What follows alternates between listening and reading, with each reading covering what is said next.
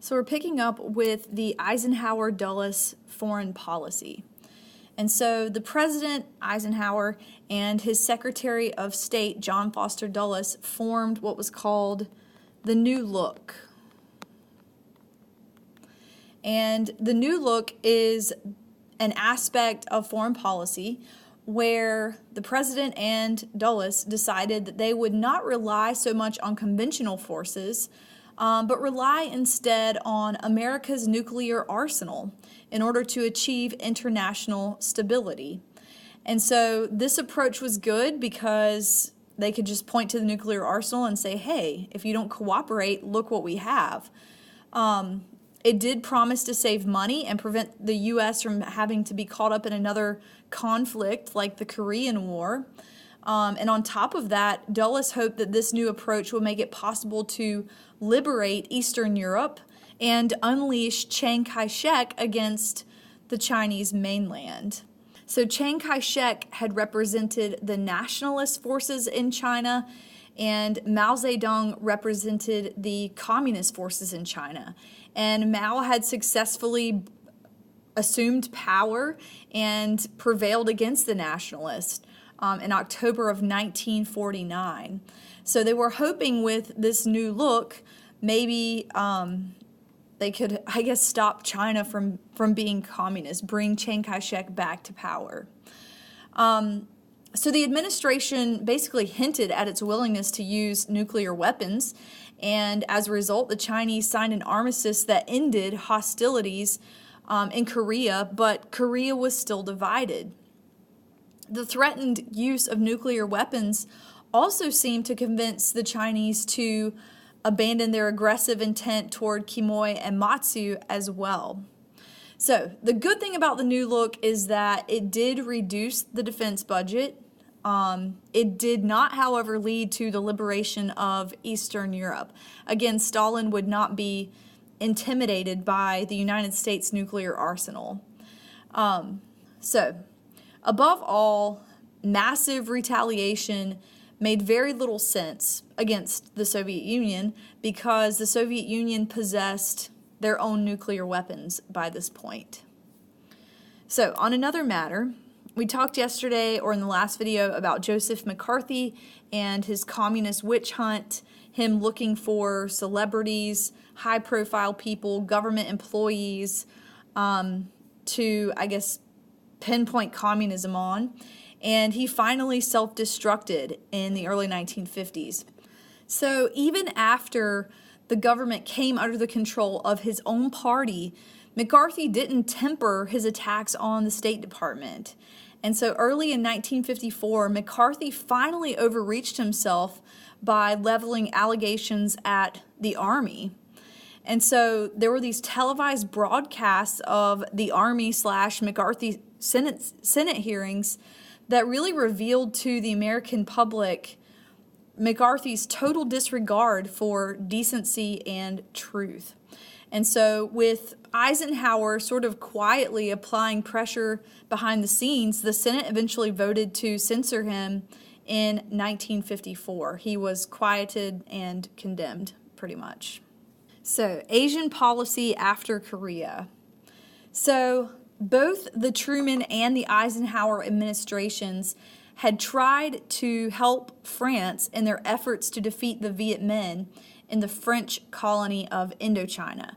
So Indochina consisted of Vietnam, Laos, and Cambodia. And they were fighting, the French, and with the help of the United States, were fighting against the Viet Minh. And the Viet Minh was a communist regime who was basically just trying to get the French out of Indochina. And so we were supporting the French, the Chinese were supporting the Viet Minh in their fight against the French. So Truman countered with, of course, economic and military assistance to the French. And so 1954, Ho Chi Minh's troops, he is leading the Viet Minh, trapped and besieged a French army in the stronghold of Dien Bien Phu. I probably butchered that. And so France asked the United States for use of the American Air Force. And Eisenhower realized really quickly with just a little bit of common sense that a few airstrikes was not going to defeat communists who were spread out in the jungle. And so he refused to commit American personnel to the struggle. We were already paying for 3/4 of the struggle, so he said no. So France soon after that surrendered, and France, Great Britain, the Soviet Union, and China signed an agreement that divided Vietnam at the 17th parallel, and it called for a national election in 1956. So in North Vietnam, Ho Chi Minh established a communist government, and in South Vietnam, this is another name I'm probably going to butcher. I probably shouldn't even try to say it. Diem. We'll call him Diem. So in South Vietnam, Diem overthrew the emperor, and the United States provided support and advice to his new government. So the planned election of 1956 that was going to decide the fate of all of Vietnam was never held, and so Vietnam remained divided. Dulles stepped in at this point and organized SEATO, this is an acronym, for Southeast Asian Treaty Organization. Sadly, only 3 nations joined. Philippine Republic, the Philippines were granted independence in 1947, Thailand, and Pakistan. The purpose of this organization was it was basically an alliance against communism. The goal of SEATO was to prevent communism from gaining ground in this region. Israel and the Middle East. So why was the United States concerned with what was going on in the Middle East? For one, Truman had always supported Israel, partly because of the fact that he sympathized with the Nazi Holocaust survivors, and partly because of the political importance of the Jewish vote at home. Another major factor was that Israel's Arab neighbors controlled about 60% of the world's oil reserves. So by far, the most oil in the world was located in the Middle East. And that obviously caused the Americans to be concerned with what was going on in the Middle East. So in terms of Israel, the Israeli state had been established in May of 1948 after much aggression from the Arabs and Palestinians in the area. And after that, the Arab armies from Jordan, Egypt, Iraq, Syria, and Lebanon attacked Israel. And the Israelis drove them off with relative ease. Even though they were outnumbered, their organization was better. Eisenhower and Dulles, however, sort of dialed down the support for Israel, again because of the Arab possession of the world's largest oil reserves. So in regards to Egypt specifically, the leader during the 1950s was Gamal Abdel Nasser. And the United States had sent some money over there, some economic aid. They never sent weapons or arms or anything. But the Soviets gladly provided him with the arms that he wanted. And so Nasser began to drift more toward the Eastern Bloc. That's just the term that references the Soviet control, communist control that was growing in the Middle East and in Eastern Europe. And so in response to the growing control of the Soviet Union in Egypt, the U.S. withdrew its funding of the Aswan Dam. And why was that important? In this dam lay the ability to control floods, to provide water for irrigation, to generate hydroelectricity, and all of that was seen as pivotal to Egypt's industrialization. So the United States withdrew funding from that. So Nasser then took control of the Suez Canal. And then because of that, an allied force of British, French, and Israeli forces attacked Egypt in October 1956. So at this point, the U.S. and the USSR both stepped in and compelled both sides to withdraw, and so the crisis sort of subsided at that point. So January 1956, Eisenhower announces the Eisenhower Doctrine. And this simply stated that the U.S. would use armed force anywhere in the Middle East to, quote, halt aggression from any nation controlled by international communism, end quote. So basically, Eisenhower was willing to use the military to stop communist aggression in the Middle East. Okay, so the election of 1956 rolls around, and you have the same two guys, Eisenhower and Adlai Stevenson. And Eisenhower defeats him again by an even greater margin in 1956 than he had in 1952. And during all of this, the Cold War begins to escalate. The United States detonates the first hydrogen bomb in 1952, and then the Soviets did the same thing within 6 months. So the Cold War is escalating. At this point, Stalin dies in 1953, and his successor, Nikita Khrushchev, attempts to move the Soviet Union away from Stalinism. And so Khrushchev abroad courted many emerging nations by appealing to the anti-Western prejudices of countries that had recently been held as colonies, and by offering economic and technological aid to them. And Eisenhower understood that the United States really maintained superiority in terms of the nuclear arms race. And he was aware of the Soviet Union's many weaknesses. So he wasn't really intimidated by Khrushchev reaching out to former Western colonies. So the Soviets then put Sputnik into orbit. This shocked many Americans. It alarmed many Americans. However, Eisenhower knew still militarily the Soviet Union was no match for the U.S. And even though they put Sputnik into orbit, it hadn't really changed the equation dramatically. He reassured the people that there was little to fear, and other than that, he pretty much remained silent on the issue.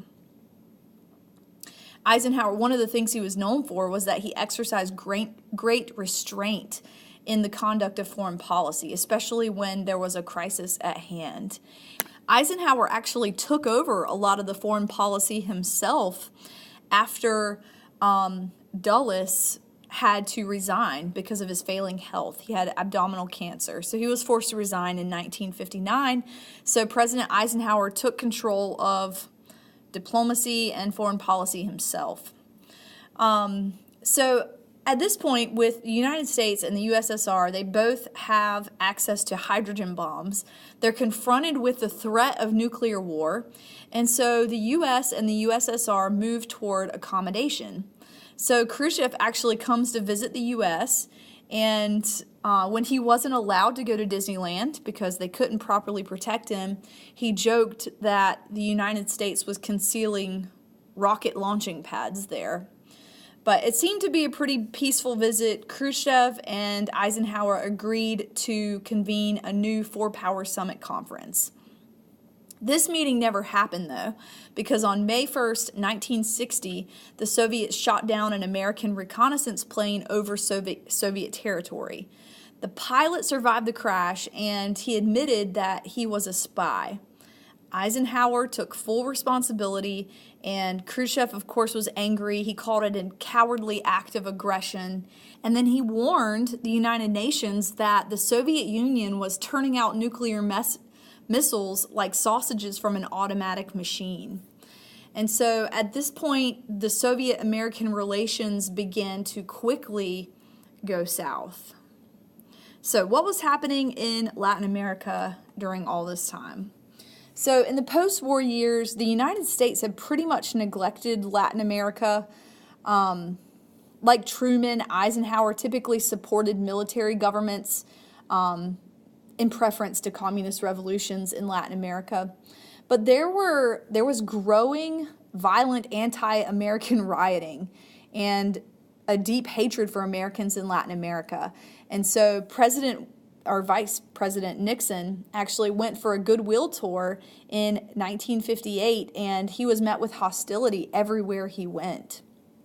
In Cuba, in 1959, Fidel Castro overthrew the Cuban dictator Fulgencio Batista, and even though Eisenhower quickly recognized the new Cuban government, Castro began to spout anti-American rhetoric and to confiscate American property. And so Castro, of course, during this time was developing very close relations with the Soviet Union. And so Eisenhower banned the importation of Cuban sugar. Khrushchev announced that American intervention in Cuba would be met with nuclear retaliation by the Soviet Union. And so near the end of his second term, President Eisenhower just broke off relations with Cuba altogether. So these are all topics that we'll go through kind of quickly, starting with fighting the Cold War at home. So the Cold War, of course, had numerous consequences for American life. Eisenhower and his administration actually used the fear of a Soviet nuclear attack to gain support for the interstate highway system. They put a lot of money into building interstates. And similarly, the Soviet threat, especially with the launching of Sputnik, provided arguments for the Eisenhower administration to reform education. So in 1958, they passed the National Defense Education Act. With the result was pretty much that it gave more money to schools in order to increase technological skills. During this time, Congress also added the words "under God" to the Pledge of Allegiance and mandated that the words "in God we trust" appear on all U.S. currency. And there were two reasons for that. One was that there was just religious fervor generated by the Cold War and fear of nuclear annihilation. And partly the other reason was to distinguish American society from that of the officially atheistic Soviet Union. So during the Cold War, America's treatment of its racial minorities began to take on added importance. American blacks became increasingly unwilling to accept their status as second-class citizens, and this demand for change really built during and after World War II. Part of it was because they had served in the military during World War II just like everyone else, and they demanded the equality for which they fought. Also, after the war, the GI Bill opened higher education to black veterans, and that contributed to the growing pressure for change. Not to mention, the NAACP mounted a legal challenge to segregation in the 1930s and began to gain momentum in the years after World War II. 1954, there's the Brown versus Board of Education of Topeka court case where the Supreme Court finally overturned the Plessy versus Ferguson ruling of separate but equal. So Brown versus the Board of Education basically forced the integration of schools, particularly in the South, and this provoked considerable opposition in the South. Even though Eisenhower didn't think that you could legislate equality, he refused to defy the federal authority of the Supreme Court or the Constitution. And so when the governor of Arkansas refused to allow a handful of black children to attend Little Rock Central High School, Eisenhower nationalized the Arkansas Guard and sent federal troops to enforce the order. So direct action protests, particularly the Montgomery bus boycott. So on Friday, December 1st, 1955, Rosa Parks refuses to surrender her seat to a white passenger. And in doing that, she broke a law and custom of Montgomery, Alabama. As a result, Rosa Parks was arrested. So over that weekend, the black leaders in Montgomery organized a boycott of the city buses. And Martin Luther King Jr., who was a young minister, emerged as a leader of this boycott. The boycott actually lasted over a year and finally came to an end when the segregation of Montgomery's public transportation was declared unconstitutional. So Martin Luther King and others founded the Southern Christian Leadership Conference, in 1957, and the purpose of this was to promote nonviolent direct action. So concluding with the election of 1960. So Eisenhower had had 2 terms by this point, and he somewhat reluctantly endorsed his Vice President Richard Nixon. And Nixon ran on the Eisenhower legacy and on his own reputation as a staunch anti-communist. The Democrats nominated John F. Kennedy, who was a senator from Massachusetts, and he chose Lyndon Johnson as his running mate. And even though Kennedy hadn't really been a liberal congressman, he wanted to appear more forward-looking as a presidential candidate. Kennedy, hands down, benefited from his television presence during several debates with Nixon. He looked good on screen. He sounded good. A lot of people voted for him because of that. And so in the end, Kennedy won a very, very thin victory in the popular vote. So we'll go ahead and bring our chapter 28 notes to a close, and we'll pick up with Kennedy's presidency in chapter 29.